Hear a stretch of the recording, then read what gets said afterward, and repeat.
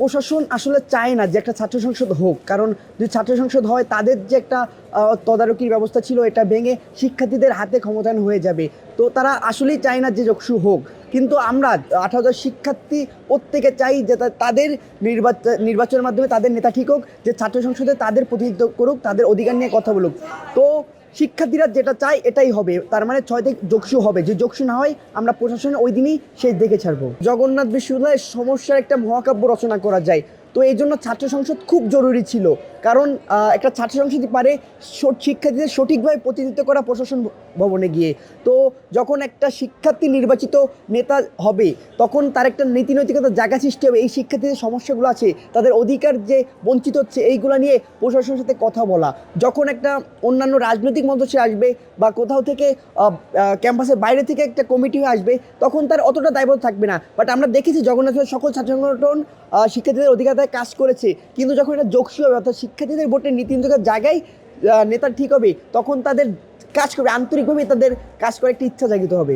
জগন্নাথ বিশ্ববিদ্যালয়ের ছাত্রদল এবং জগন্নাথ বিশ্ববিদ্যালয় ছাত্র অধিকার পরিষদের সম্মিলিত ও মিলিতভাবে এবং সাধারণ শিক্ষার্থীদেরকে নিয়ে যে ঐক্যবদ্ধ নির্ভীক জয়েন্ট প্যানেল করা হয়েছে, এটা জগন্নাথ বিষয়ের সকল শিক্ষার্থীদের চাওয়া পাওয়ার জায়গা। এখানে জগন্নাথ বিষয়ের সকল আন্দোলন সংগ্রামে যারা সামনের সারিতে ছিল তাদেরকে নিয়ে এই প্যানেল করা হয়েছে। তো আমি আশাবাদী এবং ভীষণভাবে আশাবাদী যে এই প্যানেল জগন্নাথ বিষয় সর্বোচ্চ ভালো করবে। আগামী দিনে শিক্ষার জন্য আপনি কতটা কী করতে পারবেন তাদের এটা বুঝাতে পারবেন, শিক্ষার্থী তখন আপনাকে মূল্যায়ন করবে।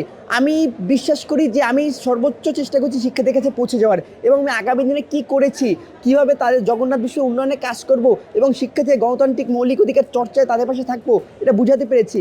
আমি বিশ্বাস করি শিক্ষার্থীরা আমাকে আমার যোগ্য মূল্যায়ন করবে।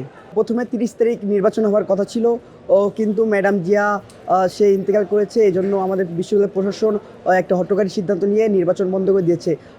ওই সময়টায় শিক্ষার্থীদের মনে কিছুটা একটা অশনির সংকেত দেখা গিয়েছে যে আদৌ 6 তারিখ কি শিক্ষার্থীরা আসবে কি না। কিন্তু পরবর্তীতে আমরা শিক্ষার্থীদের কাছে গিয়েছি, আমরা বুঝিয়েছি যে জগন্নাথ ছাত্র সংসদ কতটা দরকার জগন্নাথ বিশ্ববিদ্যালয়ের জন্য, ও তারা আমাদের কথা বুঝতে পেরেছে। এবং পরবর্তীতে দেখতে পাচ্ছি 6 তারিখ শিক্ষার্থীরা আগ্রহ আছে, এখনও আগ্রহ আছে যোগসুর প্রতি। আমি শেষ মতে বলবো যে আপনারা বিবেচনা করেন যে জগন্নাথ বিশ্ববিদ্যালয়ের জন্য অতীতে কাজ করেছে সকল আন্দোলন সংগ্রামে যারা ছিল তাদেরকেই বিবেচনা করেন। কারণ যারা বর্তমানে একটা রিসেন্ট টাইমে শুধু যোগসুকে উদ্দেশ্য করে সামনে আসতেছে, তারা কি আদৌ ভোটের পর থাকবে কি না, সব থেকে বড় প্রশ্ন। কারণ অতীতে যারা কাজ করেছে কোনো রকম যোগসু উদ্দেশ্য ছাড়া, তারাই কিন্তু ভবিষ্যতে কাজ করবে কোনো রকম লোভ লালসা উদ্দেশ্য ছাড়া। আপনারা বিবেচনা করেন মস্তিষ্ক দিয়ে যে কে আপনার পাশে ছিল।